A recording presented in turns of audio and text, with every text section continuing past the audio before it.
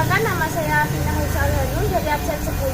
Perkenalkan, nama saya Talita Uko Risma dari absen 31. Perkenalkan, nama saya Hanif Olvia Hafid, absen 12. Perkenalkan, saya Tairwinsa Kalina, absen 4. Kami dari kelas 10C akan menjelaskan tentang pembangkit listrik tenaga angin dari pelajaran fisika dan dari guru pengampu Pak Dimas. Hah? Aduh pusing, pala otak, pala Barbie pusing, bolak-balik, maju, mundur, maju, mundur, maju, mundur, maju, mundur. Anjay pusing banget coy. Kalian tahu nggak pembangkit listrik tenaga angin itu apa? Sejak berapa abad silam, kincir angin digunakan untuk menggiling gandum dan memompa air. Kincir angin mengubah tenaga angin menjadi tenaga mekanik atau gerak yang diinginkan. Kincir angin yang lebih canggih disebut dengan turbin angin, menggunakan tenaga angin untuk menggerakkan generator listrik. Dan sebuah turbin angin dengan bilah berukuran 25 meter dapat memberikan ukup tenaga listrik bagi komunitas yang kecil. Turbin angin cocok digunakan di desa terpencil dan pemukiman atau pulau terpencil. Dan umumnya turbin angin dibangun berkelompok di tempat yang disebut dengan ladang angin. Ladang angin terluas dijumpai di Denmark, Amerika Serikat. Ketika cuaca berangin kencang, ladang ini mampu menghasilkan lebih dari 1000 megawatt. Apakah semua energi angin dapat diubah menjadi energi listrik? Pada dasarnya, semua energi atau daya yang dihasilkan oleh angin dapat diubah menjadi energi listrik.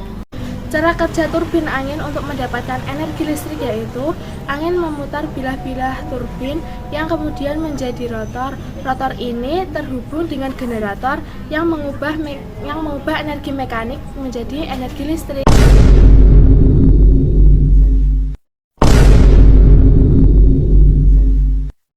Turbin angin yang tersedia pada pasaran saat ini umumnya berkoefisien 0,3 sampai dengan 0,45. Nilai CP ini berubah terhadap kecepatan angin. Oleh karena itu, untuk memperoleh daya angin dari turbin sebesar mungkin, turbin dirancang untuk beroperasi pada TSR yang optimum. Dalam hal ini, TSR adalah perbandingan antara kecepatan linier ujung sudu-sudu rotor dengan kecepatan angin, sehingga TSR dapat dinyatakan dalam persamaan TSR sama dengan FTIP per F. Selain itu, ketika suatu turbin angin digunakan untuk menghasilkan listrik, efisiensi gearbox NG dan efisiensi generator NE harus diperhitungkan. Untuk turbin angin besar, nilai NE-nya biasanya berkisar 80 hingga 95%, sedangkan untuk turbin angin yang kecil biasanya berkisar 70 hingga 80%. Sementara itu, untuk turbin angin yang besar, nilai NE-nya biasanya berkisar 80 hingga 95%. Sedangkan untuk turbin angin yang kecil, nilai NE-nya biasanya 60% hingga 80%. Hi vlog, welcome to my guys. Shut down.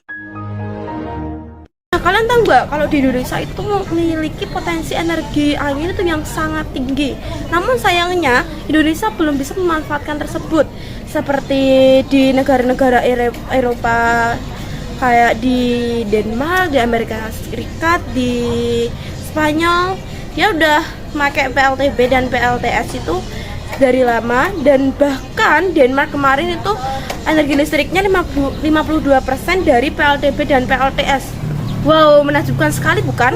Bahkan di Indonesia belum bisa memanfaatkan sampai segitunya ya, masih 0,1%. Padahal di Indonesia itu potensi energi anginnya itu sangat tinggi.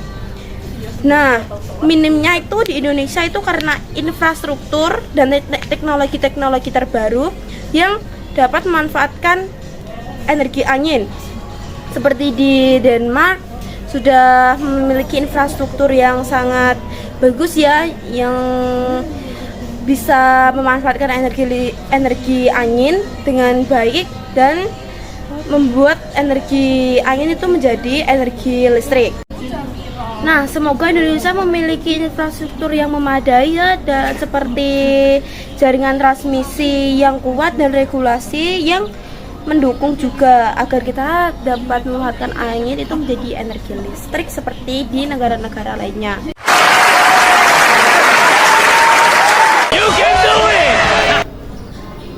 Sekian presentasi dari kami. Semoga materi yang kami sampaikan bisa bermanfaat bagi kalian. Kurang lebihnya mohon maaf.